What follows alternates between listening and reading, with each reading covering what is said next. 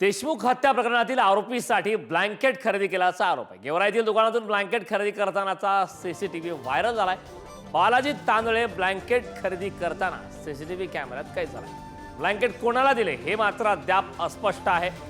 गेवराईतील एका दुकानातून हे ब्लँकेट खरेदी करण्यात आले। त्या ठिकाणच्या सीसीटीव्ही फुटेजच्या माध्यमातून हे स्पष्ट झालंय। देशमुख हत्या प्रकरणातील आरोपीसाठी ब्लँकेट खरेदी केल्याचा संशय यावेळी व्यक्त करण्यात आला। गेवराईतील दुकानातून हा ब्लँकेट खरेदी करण्यात आलाय। तर ब्लँकेट खरेदी करतानाचा सीसीटीव्ही मात्र फुटेज त्या ठिकाणी आता समोर आला।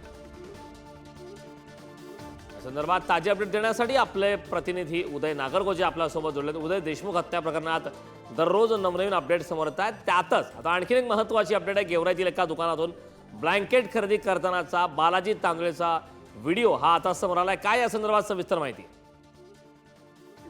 जो सीसीटीव्ही समोर आला आहे त्यामध्ये बालाजी तांदळे हा एका दुकानातून ब्लँकेट खरेदी करत असल्याचं आपल्याला पाहायला मिळतंय। या ठिकाणी हे जे ब्लँकेट खरेदी केले होते ते कोणासाठी खरेदी केले होते, ते संतोष देशमुख यांच्या खून प्रकरणात जे आरोपी आहेत त्यांना देण्यासाठी केले होते का, असा आता सवाल या निमित्ताने उपस्थित होत आहे। बालाजी तांदळे हा ज्यावेळेस बीड येथील सीआयडीच्या ऑफिसमध्ये आला होता त्यावेळेस धनंजय देशमुख आणि बालाजी तांदळे यांच्यात देखील संवाद झाला होता। त्यावेळी धनंजय देशमुख यांनी त्यांच्याविरोधात तक्रार देखील दिली होती।